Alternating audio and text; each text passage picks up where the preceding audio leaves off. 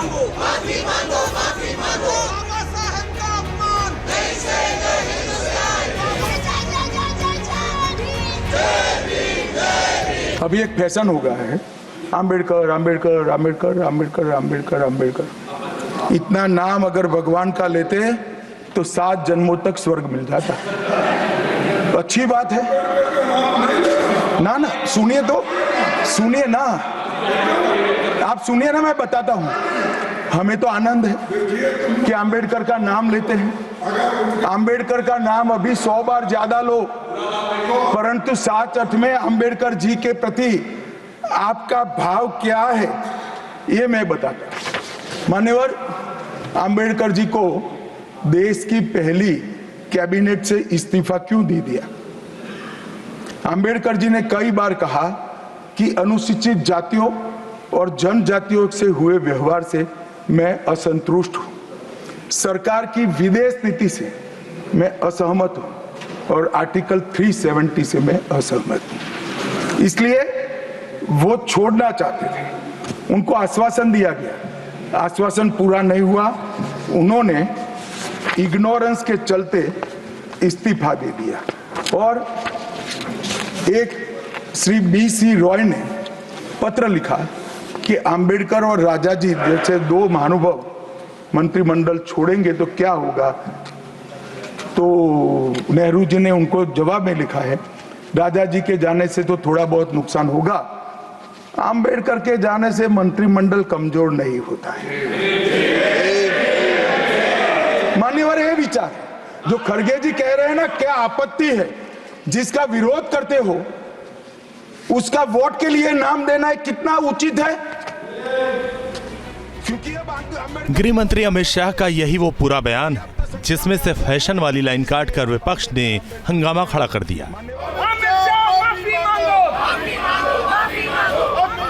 संविधान निर्माता बाबा साहेब पर मोदी सरकार बनाम इंडिया गठबंधन में ऐसा बवाल छिड़ा कि संसद की कार्यवाही भी धुल गई। गृह मंत्री शाह के बयान को मुद्दा बनाकर विपक्ष के हमले तेज हो गए हैं। तो जवाब में कमान पीएम मोदी ने संभाली और 6 सीरियल पोस्ट से कांग्रेस पर जबरदस्त हमला बोल दिया। उन्होंने एक्स पर पोस्ट लिखा,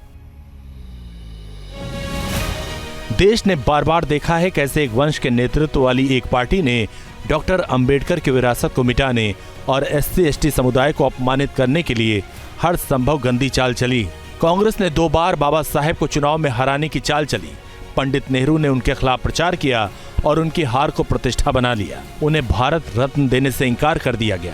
कांग्रेस ने उनकी तस्वीर को संसद के सेंट्रल हॉल में गौरव का स्थान देने से इंकार किया। कांग्रेस पर पीएम मोदी का इतना तीखा हमला उस वक्त हुआ जब कांग्रेस समेत इंडिया गठबंधन के तमाम दल अंबेडकर की फोटो लेकर संसद परिसर में मोर्चा खोले हुए थे। विपक्ष ने आरोप लगाया कि मंगलवार को राज्यसभा में संबोधन के दौरान गृह मंत्री अमित शाह ने अंबेडकर का अपमान किया, देश की भावनाओं को ठेस पहुंचाया। विपक्ष की मोर्चाबंदी के बीच मोदी सरकार ने भी हुंकार भरी। मुझे ये मजबूरन कहना पड़ता है कि ये लोग संविधान को नहीं मानते। स्वर्ग और नर्क की जब बात करते हैं तो ये मनुस्मृति की बात करते हैं। इसमें ही लिखा है कि क्या क्या स्वर्ग है, क्या क्या कौन से जाति कहाँ जाएंगे, क्या पढ़े तो क्या हो जाएंगे। ये मानसिकता मोदी सरकार के कैबिनेट मिनिस्टर्स को और मोदी साहब को भी है। जब चर्चा होती है तब इसमें एक बात कॉमन होती है कि बात तथ्य के आधार पर होनी चाहिए और बात सत्य के आधार पर होनी चाहिए। कल से कांग्रेस पार्टी ने जिस तरह से तथ्यों को तोड़ मरोड़ कर रखने का प्रयास किया है, ये अत्यंत निंदनीय है और मैं इसकी निंदा करना चाहता हूं। इस तरह आर पार की लड़ाई तेज हो चली है। संविधान पर चर्चा के बीच संविधान निर्माता को लेकर जुबानी तलवारें तन गईं। संसद के बाहर जितना तेज दिखा उतना ही बवाल संसद के अंदर भी हुआ।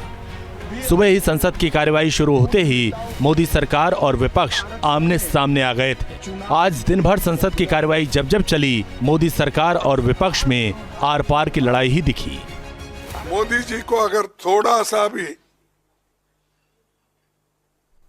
बाबा साहब अंबेडकर के बारे में श्रद्धा है तो रात के 12 बजे के अंदर वो निकाल देना चाहिए, उनको ड्रॉप कर देना चाहिए।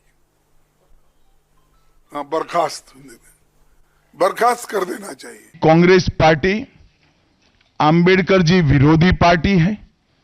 कांग्रेस पार्टी आरक्षण विरोधी पार्टी है। कांग्रेस पार्टी संविधान विरोधी पार्टी है। कांग्रेस पार्टी ने सावरकर जी का भी अपमान किया।